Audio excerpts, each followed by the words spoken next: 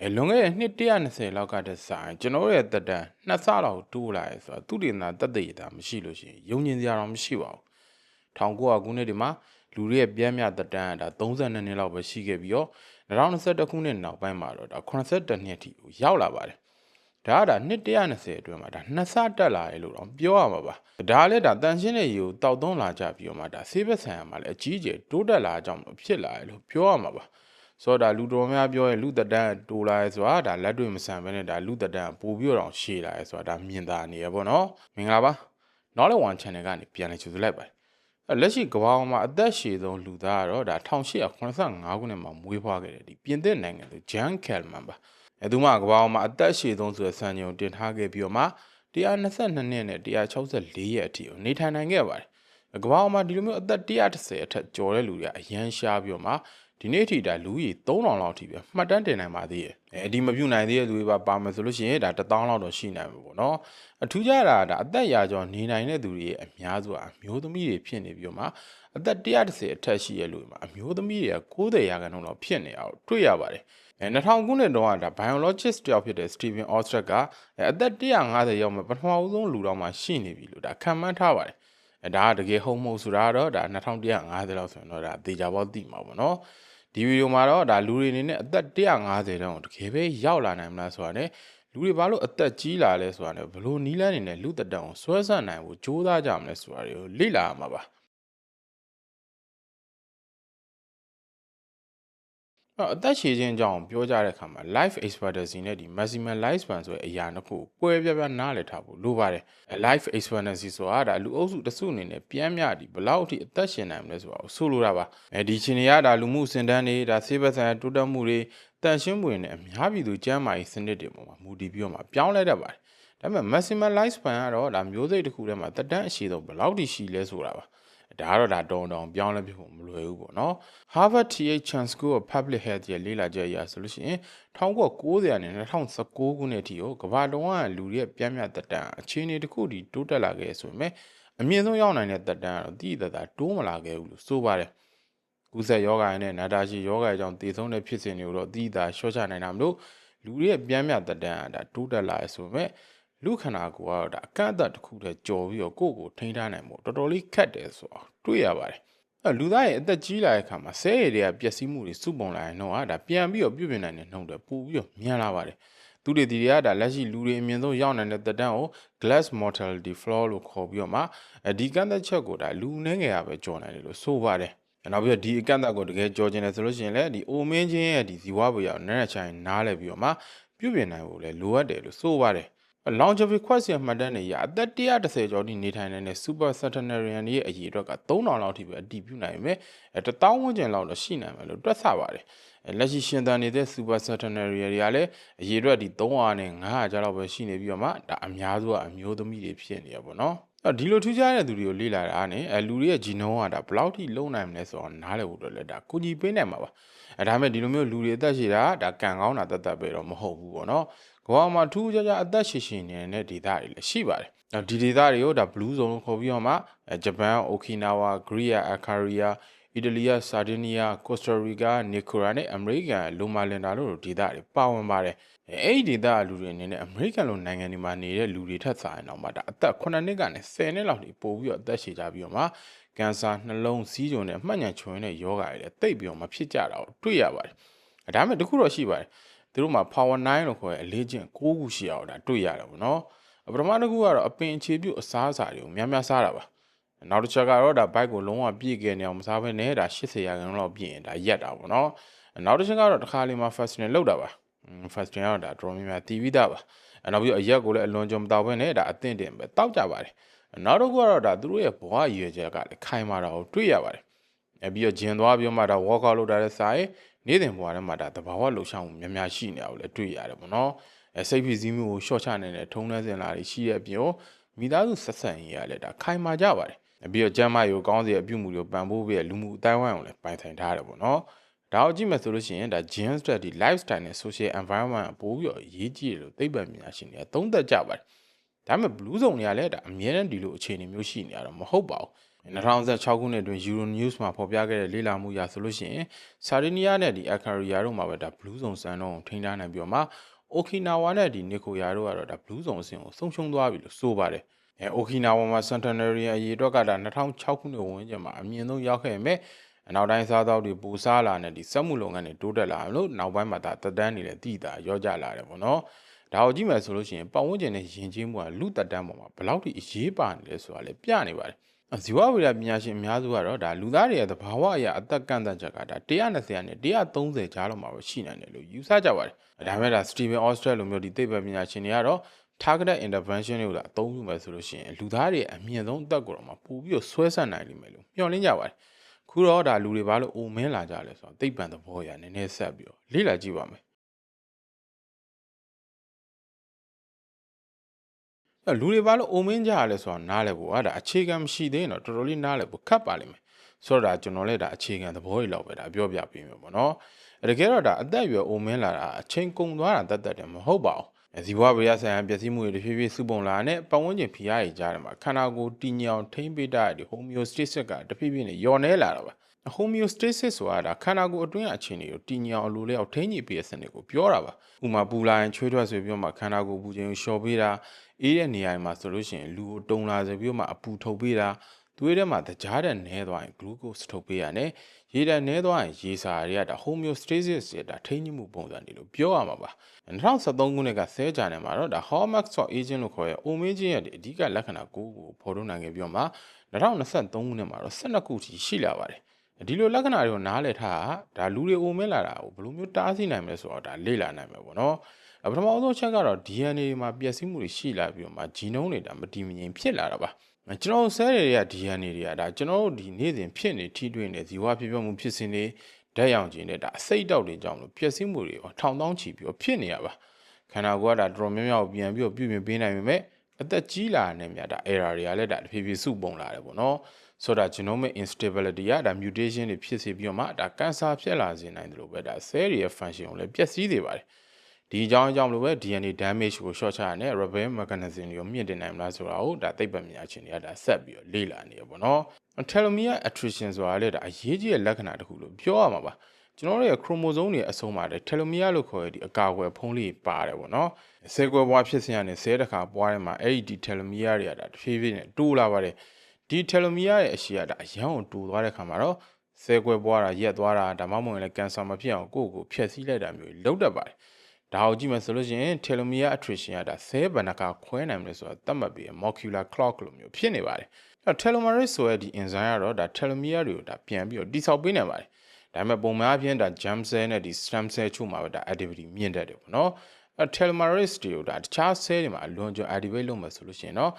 cell ကြီးထွားမှုကိုဒါထိန်းချုပ်ရခက်လာပြီးတော့ cancer ဖြစ်လာနိုင်ကြီးကိုဒါမြင့်တက်လာစေပါတယ်ဆိုတော့ telomerase activation ကဒါသူ့ဒေသတွေမှာစိတ်ဝင်စားဖို့ကောင်းတဲ့အရာတစ်ခုဖြစ်ပေမဲ့အကျိုးကျေးဇူးနဲ့အန္တရာယ်ကြား balance ကိုတော့ဒါသေချာထိန်းဖို့ဒါအရေးကြီးရပေါ့နော်epigenetic alteration ဆိုတာတော့ဒါ DNA ခုတ်ကိုမပြောင်းမဲနဲ့ genes တွေကိုတော့ဘလို့ဖွင့်မလဲပိတ်မလဲဆိုတော့ထိန်းကြီးတဲ့စနစ်ပြောင်းလဲသွားတာစို့လို့ရပါသဘောကတော့ဒါ DNA ကိုစာအုပ်တော့လို့မှတ်ယူမယ်ဆိုရင် genes တွေကဒါစာပိုက်တွေပေါ့နော်epigenetic ကတော့ဒါဘယ်စာဘက်ကိုဖတ်မလဲဘယ်စာဘက်ကိုမဖတ်ဘူးလဲဆိုတော့ဒါ sticker ကပ်ပြီးတော့မှတ်သားထားသလိုထိန်းချုပ်နေတဲ့ system တစ်ခုလို့ပြောနိုင်ပါတယ်ဒီလိုမှတ်သားထားတာတွေကိုဒါ epigenetic marks တွေလို့ခေါ်တယ်ပေါ့နော်အသက်အရွယ်ကြီးရင်လာရင်တော့ဒီလိုမှတ်သားပြီးတော့ထိန်းချုပ်လှုပ်ဆောင်နေတဲ့စနစ်ကအမှားတွေတဖြည်းဖြည်းနဲ့များလာပါတယ်အဲဒီကနေလိုအပ်တဲ့ gene တွေကိုပိတ်ပြီးမှမလိုအပ်တဲ့ gene တွေကိုပွင့်စေတာ cell တွေရဲ့ဒီ identity ပြက်လာတဲ့ဒီ cancer ဖြစ်နိုင်ခြင်းမြင့်တက်လာတယ်ဖြစ်လာနိုင်ပါတယ်တချို့သိပ္ပံပညာရှင်တွေကတော့ partial cellular reprogramming လို့နည်းလမ်းနဲ့ဒီ epigenetic marks တွေကို reset ပြန်ပြီးတော့လုပ်ဖို့အတွက်ကြိုးစားနေပါတယ်ဒါကတော့တစ်ပိုင်းပေါ့နော်loss of proteostasis ဆိုတာတော့ cell ထဲမှာရှိတဲ့ဒီ protein quality control system ပျက်စီးတာကိုဆိုလိုတာပါပုံမှန်ပြဆိုလို့ရှိရင်ဒါ cell တွေထဲမှာ protein folding ကိုမှန်အောင်ပြုလုပ်ပြီးတဲ့ system တွေနဲ့ misfold protein တွေကိုဖယ်ရှားပေးတဲ့ဒီ mechanism တွေရှိတယ်ပေါ့နော် protein တွေကဒါ amino acid chain တွေနဲ့တည်ဆောက်ထားပြီးတော့မှအလုပ်လုပ်နိုင်ဖို့သတ်မှတ်ထားတဲ့ shape တစ်ခုကိုဒါခောက်ပြီးတော့ဖွဲ့စည်းရပါတယ် protein ခောက်ထားတဲ့ shape မှန်မှပဲဒါ enzyme အနေနဲ့ဖြစ်ဖြစ် cell signaling အနေနဲ့ဖြစ်ဖြစ် molecule တွေကိုတည်ပို့ဆောင်တဲ့ဒီ transport protein အနေနဲ့ပဲဖြစ်ဖြစ်ဒါပုံမှန်အလုပ်လုပ်နိုင်မယ်ပေါ့နော်တကယ်လို့ protein ရဲ့ shape မှားသွားရင်တော့ function ပြတ်သွားနိုင်ပြီးတော့မှတခါလေအစိတ်တောက်တော့ဖြစ်စေပါတယ်ဒီလိုမျိုးပုံစံမှားပြီးတော့ခောက်ထားတဲ့ protein ကို misfolded protein လို့ခေါ်ပါတယ်အသက်ကြီးလာနဲ့ဒါ misfolded protein တွေစုပုံလာပြီးတော့မှဒါအစုဝေးတွေဖြစ်သွားနိုင်တယ်ပေါ့နော် အဲတိုင်းမှာနဲ့ Parkinson လိုယောဂတွေကဒါရင်းနဲ့ဆက်ဆက်နေပါတယ် deregulated nutrient synthesis ဆိုတာတော့ခန္ဓာကိုယ်ကဒီအာဟာရနဲ့စွမ်းအင်အခြေအနေကိုအာရုံခံထိန်းကြည့်ပေးတဲ့စနစ်ကပုံမှန်မလုပ်နိုင်တော့တာကိုဆိုလိုတာပါကျွန်တော်ရဲ့ခန္ဓာကိုယ်မှာအစားအစာဘယ်လောက်ရနေလဲဆိုတာနဲ့ဒီစွမ်းအင်လုံလောက်ရဲ့လားဆိုတာကိုစောင့်ကြည့်နေ biological sensor တွေရှိပါတယ်အဲဒီစနစ်ကဒါခန္ဓာကိုယ်ရဲ့ဇီဝပြည့်စုံမှုဖြစ်စဉ်တွေဆဲလ်ရဲ့ကြီးထွားမှုတွေပြုပြင်မှုတွေနဲ့ဒီအိုမင်းရောင်မှုဖြစ်စဉ်တွေကိုထိန်းချုပ်ပေးနေရပါတက်ကြီးလာနေမြဒီဘိုင်းမှာလည်းဒါအားနဲ့လာနိုင်မှာပေါ့နော်ဒါပေမဲ့ဒီဘိုင်းအသက်အရွယ်ကြီးမှုတစ်ခုနဲ့တော့ပျက်စီးတတ်တာတော့မဟုတ်ပါဘူး lifestyle နဲ့လည်းဆက်ဆက်နေပါတယ်အစားလုံးကျော်စားတာလည်းဒါဒီဘိုင်းကိုပူပြီးမြင်မြန်ဆန်နဲ့အားနဲ့စီနေပါတယ်ရှေ့ကပြောခဲ့တဲ့ blue zone မှာနေထိုင်တဲ့သူတွေကတော့ဒါ fasting လောက်တာ calorie short စားရတယ်ဒီလှုပ်ရှားမှုများရှိတာမလို့တဘာဝအရောက်ဒီဘိုင်းမှာအားသာချက်တွေရှိနေတာဖြစ်နိုင်ပါတယ်mitochondrial dysfunction ကတော့ဒါဆဲတွေကိုအဓိကစွမ်းရည်ပေးနေတဲ့ mitochondria တွေပုံမှန်အလုံးမလုံးနိုင်တော့တဲ့အချိန်တွေကိုဆိုလိုတာပါ mitochondria တွေကဒါ ATP လို့ခေါ်တဲ့ဒီဆဲတွေမှာသုံးတဲ့စွမ်းရည်ကိုထုတ်ပေးတဲ့အပြင် reactive oxygen species လို့ခေါ်တဲ့ molecule တွေလည်းထုတ်ပေးပါတယ်ဒီ ROS တွေကဒါပုံမှန်အခြေအနေမှာ cell signaling အတွက်သုံးဝင်ပေမဲ့အရင်များလာတဲ့အခါမှာဒါ DNA protein နဲ့ cell membrane တွေကိုထိခိုက်စေပါတယ်အသက်ကြီးလာတဲ့မြ mitochondrial DNA mutation တွေစုပုံလာပြီးတော့မှ mitochondria ရဲ့စွမ်းဆောင်ရည်တွေလည်းဒါတဖြည်းဖြည်းနဲ့ကျဆင်းလာစေနိုင်ပါတယ်အဲကနေဒါ cell ထဲမှာစွမ်းရည်မလုံလောက်တော့တာ oxidative stress များလာတဲ့ cellular stress တွေလည်းဖြစ်လာနိုင်ပါတယ်ဒါကတော့တစ်ပိုင်းပေါ့နော်cellular senescence ဆိုတာကတော့ဒါ cell တွေပျက်စီးမှုများလာတဲ့အခါဒါမှမဟုတ်လည်း cell ကွဲပွားတဲ့အချိန်အရင်များလာတဲ့အခါမှာ senescence state ထဲဝင်သွားတာကိုဆိုလိုတာပါဒီလိုအချိန်မှာ cell တွေကဆက်ပြီးတော့မကွဲသွားတော့ဘူးမဲ့ဒါသေလည်းမသွားပါဘူးပြီးတော့ပြဿနာကဒါ inflammatory factor တွေထုတ်ပြီးတော့ပတ်ဝန်းကျင် tissue တွေကိုထိခိုက်စေတာပါပြောရရင်ဒါအသက်ရှည်သေးပေမဲ့ဒါ zombie cell တွေဖြစ်သွားတာပေါ့နော်အသက်ကြီးလာတဲ့မြဒီလိုမျိုး cell တွေပိုများလာပြီးတော့မှ tissue တွေချွတ်ရင်းနိုင်တယ်နာတာရှည်ရောင်ရမ်းမှုတွေပါဖြစ်စေပါတယ် stem cell exhaustion နဲ့ဒီ alter intercellular communication ကတော့ tissue တွေသူ့အတူပြုပြင်နိုင်တဲ့ဖြစ်စဉ်ကိုဓာတ်ရိုက်ထိခိုက်စေတာပါ stem cell တွေကဒါ tissue တွေကိုပြန်ပြီးတော့တိစောက်ပေးနိုင်မဲ့အသက်ကြီးလာတဲ့မြအရေးအတွက်ရော့လာပြီးတော့မှတုံ့ပြန်နိုင်စွမ်းလည်းကျဆင်းလာတယ်ပေါ့နော်ပြီးတော့ cell ချင်းဆက်သွယ်မှုပျက်စီးလာတာလည်း tissue တွေရဲ့ပြုပြင်နိုင်စွမ်းကိုပို့ပြီးတော့ဆိုးလာသေးပါတယ်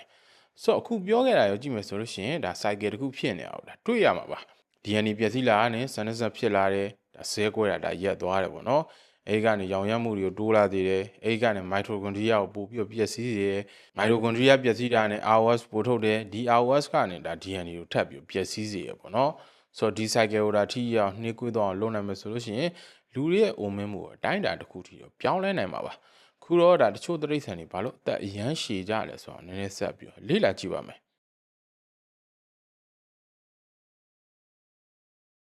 လူသားတွေရဲ့အိုမင်းရင်းရောခြင်းရှောင်လွဲလို့မရတဲ့အရာလို့ထင်ရရင်ပဲတဘာဝထဲမှာတော့အဲ့ဒီယူဆကိုစန့်ကျင်နေတဲ့အသက်ရှိပါတယ်တချို့သက်ရှိရဆိုလို့ရှိရင်ဒါမျှော်မှန်းထားရတဲ့ကိုအသက်ရှည်ကြပြီးတော့မှ negligible senescence လို့ခေါ်တဲ့ phenomenon ကိုပြနေရမျိုးတော့ရှိပါတယ်သဘောကတော့အသက်ကြီးလာရင်တော့မှမျိုးပွားမှုစွမ်းရည်နဲ့ရုပ်ပိုင်းဆိုင်ရာလှုပ်ဆောင်ချက်တွေမှာတည်တည်တိုင်းမကြဆင်းလာတော့ပြောတာပါ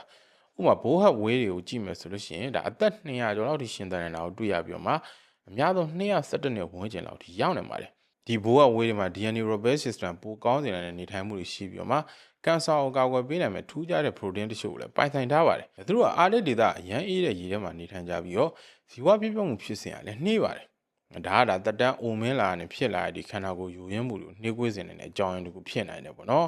Greenland shark တွေကလည်းကမ္ဘာမှာအသက်ရှည်ဆုံးသက်ရှိတွေမှာပါဝင်ပါတယ်သူတို့ရဲ့မျက်လုံးတွေက lens ကို radio carbon dating နည်းလမ်းနဲ့တက်တန်းတွက်ချက်တဲ့အခါမှာအနည်းဆုံး250လောက်ရှင်သန်နိုင်ကြတာကိုတွေ့ရပါတယ်9မီတာလောက်ရှိတဲ့အမားတော်ကောင်ဆိုလို့ရှိရင်သူ့ရဲ့တက်တန်း282နှစ်ကနေ912နှစ်ကြားလောက်တော့ရှိနိုင်မယ်လို့ခန့်မှန်းကြပါတယ်ဒီငမန်းတွေကြီးထွားတော့ရတဲ့ဒါအရန်ကိုနှေးကွေးတဲ့ပြင်မျိုးပွားနိုင်တဲ့အရွယ်ရောက်ဖို့ကလည်း100ကျော်လောက်ကြာတတ်တာကိုတွေ့ရပါတယ်ဆိုတော့သူတို့ရဲ့နှေးကွေးရဲ့ဇီဝပြည့်စုံမှုဖြစ်စဉ်နဲ့ဒီအေးပြီးတော့နှရှိုင်းတဲ့ရေထဲမှာနေထိုင်ခြင်းဟာ biological damage တွေကိုလျော်နှဲစေနိုင်တဲ့အကြောင်းရင်းဖြစ်နိုင်တယ်လို့ယူဆကြရမှာနော်အရှေ့အာဖရိကမြေအောက်မှာနေထိုင်တဲ့ naked morat တွေကတော့ဒါတော်တော်လေးကိုထူးခြားတဲ့ rodent တစ်မျိုးလို့ပြောရမှာပါ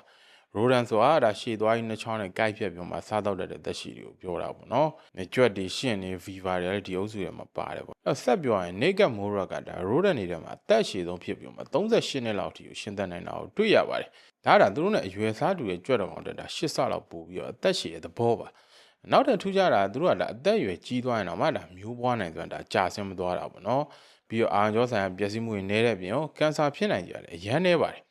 တော်တော်စမ်းတယ်ပေါ့နော်သူတို့ရဲ့ cells တွေက protein တွေကိုမျှချဖြစ်အောင်လုပ်ပြီး proteostasis ကိုအရန်ထိရောက်နဲ့ထိန်းထားနိုင်ပြီပေါ့မှာ telomere တွေကအတိအသာတူလာမျိုးမရှိပါဘူးဆိုတော့သူတို့ကလေးလာနိုင်မှာဆိုလို့ရှိရင်ဒါ omega ရောမှုတို့အဖြေတစ်ခုရာကောင်းရနိုင်မှာပေါ့နော်အစမ်းကျေသုံးသက်ရှိရတော့ Teratopsid donny လို့ခေါ်တဲ့ jellyfish တွေပါဒီ jellyfish တွေကဒါမသိနိုင်တဲ့အပြုမှုမျိုးတွေရှိနေရမလို့ immortal jellyfish လို့ခေါ်ကြရပေါ့နော်သူတို့ကဒါထိခိုက်ဒဏ်ရာရတဲ့အခါပတ်ဝန်းကျင်ကဖိအားတွေဖြစ်လာတဲ့အခါဒါမှမဟုတ်လည်းအစာငတ်လာတဲ့အခါမှာသူတို့ရဲ့ life cycle ကိုပြန်ပြီးတော့စနေပါတယ်ဘဝတွေကနေပြန်စပြီးနေနိုင်တဲ့သက်ရှိလို့ပြောရမှာပေါ့နော်ဒီလိုမျိုး phenomenon ကိုဒါ biological immortality ပုံစံတစ်မျိုးလို့တော့သိပ္ပံပညာရှင်တွေကသတ်မှတ်ထားပါတယ်သူတွေဒီကတော့ဒီ jellyfish ရဲ့ cell တွေမှာဘယ်လိုမျိုး epigenetic max တွေကို reset လုပ်နိုင်မလဲဆိုတာနဲ့ဘယ်လိုမျိုး senescence တွေကိုရှောင်နိုင်မလဲဆိုတာကိုနားလည်နိုင်ဖို့ကြိုးစားနေပါတယ်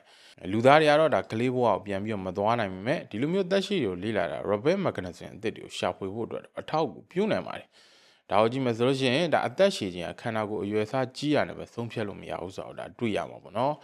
်ဝေလာငါနဲ့ငမတ်နေရအရွယ်စားကြီးရဆိုပေမဲ့ naked morat တွေကတော့ဒါအရန်ကိုသေးပါတယ်ဒါဆိုရင်အသက်ရှည်ခြင်းဆိုတာဘယ်ကနေဖြစ်လာလဲဆိုပြီးတော့မေးလာမယ်ဆိုလို့ရှိရင်စင်ကဲပြောင်းလဲမှုကနေဖြစ်လာတဲ့အကျိုးဆက်တစ်ခုလို့ပြောရမှာပါဒီဆိုရင်ကြီးထွားလုံးနှေးကွေးရတဲ့ဒါကိုထိမ့်သိမ်းထားနိုင်တဲ့ပတ်ဝန်းကျင်တွေမှာရှင်းသန်နေတာအသက်ရှည်တာကိုပို့ပြီးတော့ထိမ့်သိမ်းထားနေတာဒါတွေ့ရတယ်ပေါ့နော်လူသားတွေကတော့ဒါစောစောမျိုးပွားတာဦးစားပေးပြီးမှကလေးတွေပေါ်မှာရင်းနှီးမြုံနှံဖို့အတွက်ပဲစင်ကဲပြောင်းလဲလာတာပါပြောရရင်သက်ရှိတဲ့ပန်းနိုင်ရလဲဒါမျိုးဆက်ပြန်ပွားဖို့အတွက်ပဲဒါနီးမျိုးနဲ့စင်ကဲပြောင်းလဲလာမလို့ပေါ့နော်ဆိုတော့လူတွေရဲ့ဖြစ်တည်မှုကဒါခန္ဓာကိုယ်အကန့်အသတ်မရှိထိမ့်သိမ်းထားနိုင်တယ်မရှိဘူးလို့ပဲပြောရမှာပါဆိုတော့သိပ္ပံပညာရှင်တွေကဒီသက်ရှိတဲ့ molecular strategy ဖြစ်တဲ့ဒီ DNA ပြုပြင်တာတွေ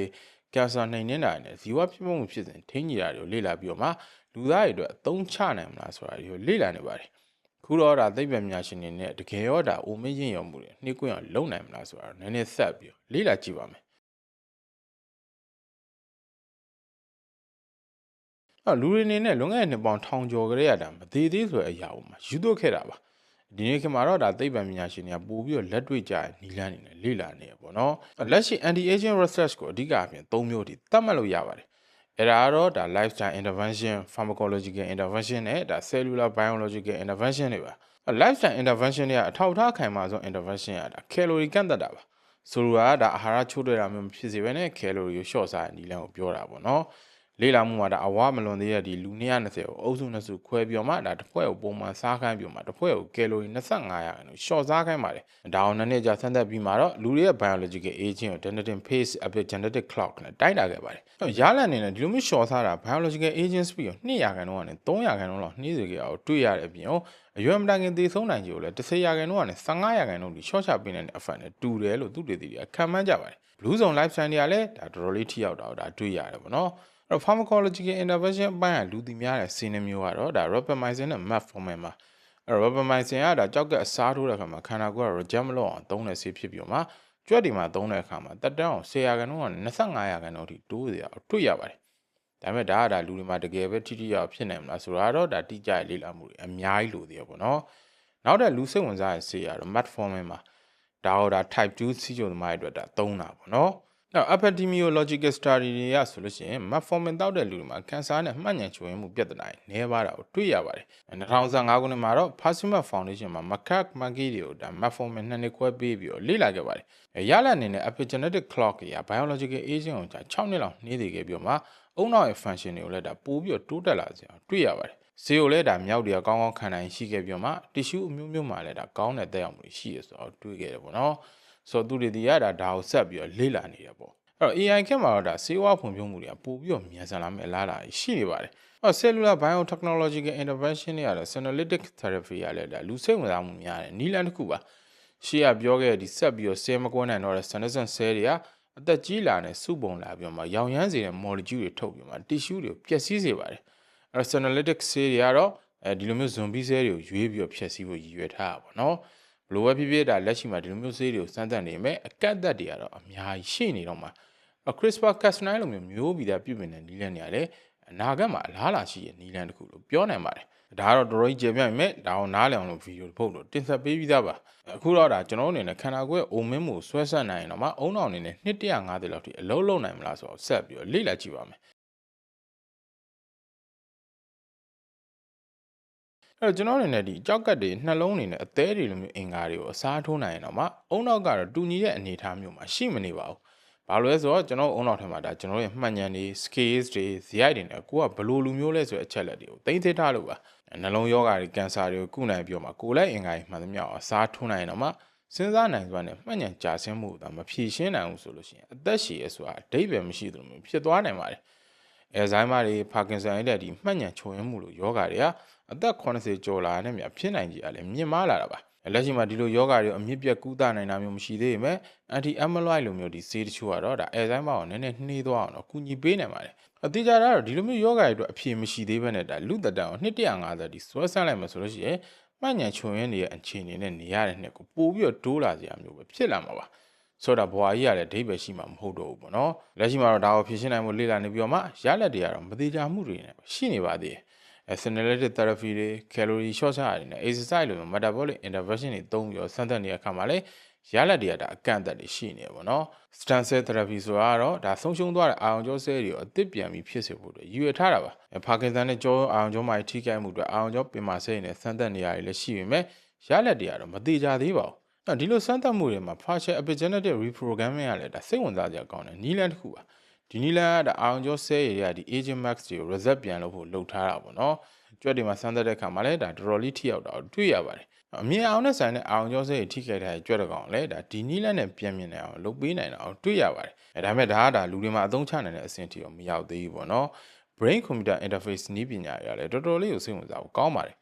Elon Musk ရဲ့ Neuralink ကဒါလီဖြတ်ထားတဲ့လူတွေကိုဒါကိုယ်လက်လှုပ်ရှားနိုင်ဖို့အုံနောက်ကိုကွန်ပျူတာနဲ့ဓာတ်ရိုက်ချိတ်ဆက်နိုင်ဖို့အတွက်လှုပ်ဆောင်နေရပါဒီကြောင့်လည်းကျွန်တော်ခဏနာတာတင်ဆက်ပေးပြီးသားပေါ့နော်ဒီလိုမျိုးကုသမှုတွေအကြောင်းပြောနေမယ်ဒါလူတွေရဲ့စိတ်ပိုင်းဆိုင်ရာကြက်ကြက်ခံနိုင်စွမ်းရတယ်လူပါသေးရဲ့ဒါကဒါအကြီးဆုံးစိန်ခေါ်မှုတစ်ခုလို့ပြောနိုင်ပါတယ်တကယ်လို့ဒါအသက်150လောက်ထိနေရမယ်ဆိုလို့ရှိရင်ဒါဝမ်းနည်းမှုတွေပိုကြောရမယ်ကဘာကြီးပြောင်းလဲမှုတွေပိုပြီးတော့မြင်လာမယ်ပြင်ရောမှတ်ဉာဏ်တွေရတယ်ဒါအများကြီးကိုစုပုံလာမှာပါရာစုနှစ်ကျော်ဖြတ်တန်းလာတဲ့ဘဝရဲ့ဒီစိတ်ပိုင်းဆိုင်ရာတက်ရောက်မှုတွေကဒါဘလောက်ထိကိုလူတွေကိုခံစားရစေနိုင်မလဲဆိုတော့လည်းဒါမသိသေးကြဘူးပေါ့နော်အသက်ရာကျော်နေနိုင်တဲ့လူများစုကတော့သူတို့အသက်ရှည်ရတဲ့အဓိကအကြောင်းတွေမှာစူးစမ်းကျင်သိရှိတာလူမှုဆက်ဆံရေးကောင်းတာနဲ့တက်ကြောအမြဲရှိနေတဲ့အကြောင်းဖြစ်ရလို့အမြဲပြောကြပါတယ်ဆိုလိုတာကတော့ဒါအသက်ရှည်ခြင်းဆိုတာဒါဇီဝဗေဒတစ်ခုတည်းပုံပဲမူတည်နေရမို့ပဲနဲ့ကြံ့ကြံ့ခံနိုင်စွမ်းနဲ့စိတ်ထားတဲ့မှုပုံမှာလည်းအရေးကြီးနေဆိုတော့ပြနေရပါဆိုတော့အသက်ရှည်ခြင်းနဲ့ဆိုလို့ရှိရင်စိတ်ပိုင်းဆိုင်ရာကျန်းမာရေးကိုလည်းတေချာကူးစားဖို့လိုတယ်ဆိုတာမြင်သားတယ်ပေါ့နော်အခုတော့အသက်150လောက်ထိရှင်သန်နိုင်ဖို့အတွက်ဘယ်လိုမျိုးအတားအဆီးရှိနေလဲဆိုတော့လေ့လာကြည့်ပါမယ်လူသက်ကို150လောက်ရှိအောင်လုပ်ဖို့ဆိုတာဒါဆေးတစ်မျိုးရှာတွေ့အောင်လည်းပြီးသွားတဲ့ကိစ္စမျိုးတော့မဟုတ်ပါဘူးလူခန္ဓာကိုယ်ဆိုတာဒါအရန်ရှုပ်ထွေးပြီးတော့မှစနစ်တွေအကုန်လုံးရတာတစ်ခုနဲ့တစ်ခုချိတ်ဆက်နေရပါတော့ဒီအကြောင်းမလို့ပဲဒါအသက်ရှည်ဖို့အတွက်ရှာဖွေနေရမှာဒါသိပ္ပံရာကန့်သက်တွေလည်းအများကြီးရှိနေပါတယ်ပထမဆုံးပြဿနာတော့ကင်ဆာကိစ္စပါအုံးမေးရောမှုနှိကွေးစေဖို့ရည်ရွယ်ထားတဲ့ကုသမှုတော်တော်များများဆဲတွေရဲ့ဒီ repair pathway တွေကို activate လုပ်တာမကောင်းတဲ့ဆဲတွေကိုဖယ်ရှားတာဒါမှမဟုတ်လည်းပြန်ပြီးပြုပြင်နိုင်တဲ့အနေအထားတွေကိုမြင့်တင်တာမျိုးလုပ်ပါတယ်အဲဒီကနေဒါကင်ဆာဖြစ်စေနိုင်တဲ့အန္တရာယ်တို့ပါတိုးလာစေရပေါ့နော်ထူးခြားတာဒါစင်နေလိုမျိုးဒီအသက်ရှည်ပြီးတော့အရွယ်စားကြီးရဲ့တက်ရှိမှာတော့ cancer suppression mechanism တွေအားကောင်းတာကိုတွေ့ရပါတယ်ဒါဆိုရင်စင်ရဲ့မျိုးဗီဇတွေလူဒီမှာထဲလိုက်ရောအဆင်ပြေနိုင်မလားဆိုပြီးမေးလာလို့ရှိရင်ဒါပြောရခက်ပါတယ်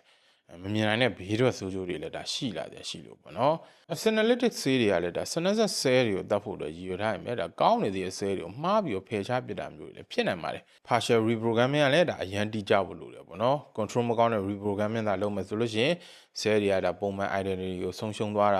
ထိန်းချုပ်မရအောင်ကြီးထွားလာတဲ့ဒါအဖူးကျိတ်ပုံစံတွေဖြစ်လာမျိုးတွေရှိနိုင်ပါတယ်ဆိုတော့ဒီနီလန်တွေကဒါတိကျဖို့အရန်လိုအောင်လို့လူတွေမှာစမ်းသပ်ဖို့ဆိုတာဒါအရန်ကို challenging ဖြစ်နေရပါနောက်တစ်ခုကတော့ complex feedback loop လို့ခေါ်ပါတယ်တဘောကလက္ခဏာတစ်ခုကိုပြတ်မှတ်ထားတာနဲ့ဒါနောက်တစ်ခုကပိုဆိုးလာတာပေါ့နော်ဒါအသတိထားရမယ်ကိစ္စတစ်ခုပါ calorie ကန့်သက်တာလည်းဒါလူသက်တမ်းကိုနည်းနည်းလေးပိုရှင်းနိုင်နေဆိုပေမဲ့အယိုးသိသစ္စာနဲ့မျိုးပွားနိုင်စမ်းကိုတော့ရောကြသေးပါတယ်တဘောကတော့ဒါခန္ဓာကိုယ်စနစ်တစ်ခုလုံးကဒါတစ်ခုနဲ့တစ်ခုမျှရဖြစ်အောင်ဒီဆောက်ထားရမလို့တစ်ခုပြောင်းလိုက်တာနောက်ကနေ cascade effect တွေကဒါပါလာနိုင်တာပေါ့နော်နောက်တစ်ပြဿနာတစ်ခုကတော့ time scale ပါကျောရကောင်ကဒါ2နှစ်လောက်ပဲအသက်ရှင်နေတာမလို့သူ့အသက်ကို20%တိုးဖို့ဆိုလို့ရှိရင်လာပိုင်းလောက်အတွင်းမှာစမ်းသပ်လို့ရပါတယ်ဒါပေမဲ့လူတွေမှာတော့ဒါ20%တိုးခြင်း10စုနှစ်တွေအများကြီးလေးလာမှာပေါ့နော်နောက်တစ်ပြဿနာတစ်ခုရှိပါသေးတယ်အဲ့ဒါကတော့ဒါလူသက်တမ်းကိုအရန်ရှည်အောင်လုပ်မယ်ဆိုလို့ရှိရင်အရင်ကဘယ်သူမှအသက်မရှင်ဘူးသေးတဲ့အရွယ်မျိုးမှာဖြစ်လာနေတဲ့ယောဂအသစ်ဆန်းတွေပေါ်လာနေတာပါလက်ရှိနေတာမှာတော့မှဒါအသက်120အထက်ရောက်တယ်လို့ရန်နေရမလို့ဒီလိုလူတွေမှာဘယ်လိုမျိုးယောဂတွေအဖြစ်များလဲဆိုတော့သိချာမသိသေးပါဘူး ဒါဆိုရင်လူတွေနဲ့ထာဝရရှင်သန်မှုဆိုတာတော့ဖြစ်ရောဖြစ်နိုင်မှာမလားဆိုပြီးတော့မေးတရားရှိလာမှာပေါ့နော် biological immortality ဆိုတာဒါအသက်ကြီးလာရင်တော့ခန္ဓာကိုယ်က function တွေမကြဆင်းတဲ့အခြေအနေကိုဆိုလိုတာဆိုပေမဲ့မရောစားမှုနဲ့တခြားဖြစ်စဉ်တွေကြောင့်မလို့ဘဝပြောင်းနိုင်ပါသေးတယ်။ဥပမာ Teratopsis donny လိုမျိုး jellyfish တွေဆိုရင်လည်းဒါဒီသဘောပေါ့နော်။သဘာဝရောက်မသိနိုင်ပေမဲ့တခြားအနေအထားမျိုးမှာဆိုရင်တော့မလွတ်မြောက်နိုင်တာကိုတွေ့ရမှာပါ။ theory ရတော့လူတွေအနေနဲ့ဒီအသက်အရွယ်ကြီးမြင့်တဲ့ဒီလက္ခဏာတွေအကုန်လုံးကိုဖြေရှင်းနိုင်ပြီးတော့ cancer တွေ sinus တွေနဲ့ဒီအာရုံကြောစနစ်ယိုယွင်းမှုတွေကထိန်းချုပ်နိုင်မှာဆိုလို့ရှိရင်ဇီဝဗေဒအပြင်မသိနိုင်တဲ့အနေအထားမျိုးနှီးပါးကိုရောက်လာနိုင်ပါတယ်။ဒါပေမဲ့လက်ရှိသိပ္ပံအဆင့်အရဆိုလို့ရှိရင်တော့ဒီအနေအထားမျိုးရောက်ဖို့ဆိုတာဒါအများကြီးခက်ခဲနေအောင်ပဲပေါ့နော်။တချို့ကြောင့်လည်းဒါတီးစိတ်ကိုကွန်ပျူတာတွေကို upload လုပ်နိုင်မလားဆိုတဲ့အယူဆတွေလည်းရှိပါတယ်။ဒါပေမဲ့ digital copy ကတကယ်သင်ဟုတ်မဟုတ်ဆိုတဲ့အနေအထားမျိုးတွေကိုလည်းဖြစ်စေမှာပါ။ cybernetic immortality ဆိုတဲ့အယူဆမှာတော့ခန္ဓာကိုယ်နဲ့ဒီအုံနောက်ကအစိတ်ပိုင်းတို့ mechanical component နဲ့အစားထိုးတာပါ။လူတစ်ပိုင်းဆက်တစ်ပိုင်းပုံစံမျိုးပေါ့နော်။ဒါပေမဲ့ဒါလက်ရှိနည်းပညာတွေကတော့အဲ့ဒီအဆင့်ကိုမရောက်သေးပါဘူး။ဆင်ကဲပြောင်းလဲမှုရှုထောင့်အရာကြည့်မယ်ဆိုရင်ထာဝရအသက်ရှင်ခြင်းဆိုတာသဘာဝစနစ်နဲ့မကိုက်ညီနေပါဘူး။ evolution ဆိုတာဒါမျိုးလက်ဆင့်ကမ်းတဲ့ပုံမှာအခြေခံထားတာမလို့တည်ခြင်းတရားသာမရှိတော့ဘူးဆိုလို့ရှိရင်မျိုးစိတ်တွေနဲ့ဂေဟစနစ်တွေမျှကြမှာပါပြောင်းလဲသွားမှာပါဘလို့ပဲဖြစ်ဖြစ်ဒါအုံမင်းရော်မှုကိုနှိကွေးစေနည်းပညာတွေကတော့အခုချိန်မှာတဖြည်းဖြည်းနဲ့တိုးတက်လာရပါတော့ဒါပေမဲ့နှစ်150အထိအသက်ရှည်ဖို့ဆိုတာတော့ဒါလက်ရှိမှာအရန်ရှုပ်ထွေးပြီးတော့မသိနိုင်သေးတဲ့ယောဂါတွေရေရှည်သက်ရောက်မှုတွေနဲ့ကျင့်ဝတ်ဆိုင်ရာပြဿနာတွေကိုကြော်ဖြတ်ဖို့ကတော့ရုန်းကန်ရမှာပါဆိုတာလူတယောက်အနေနဲ့ဒါကြမ်းကြမ်းမှာအသက်ရှည်ဖို့ဆိုတာဒါထင်ထားဆိုမလွယ်ဘူးဆိုတော့သိလောက်ပြီပေါ့နော်အခုတော့ဆိုလို့ရှိရင်ဒါလူတွေရဲ့အုံမင်းရင်းရော်မှုနဲ့အသက်150ဒီနေနိုင်ခြင်းရှိမရှိဆိုတာတွေကိုတော်တော်လေးတိမိခေါက်မိရှိလောက်မျှော်လင့်ပါတယ်သုံးလီကြည့်ရှုပေးလို့ကျေးဇူးထူးပဲတင်ရှိပါတယ်ခင်ဗျာ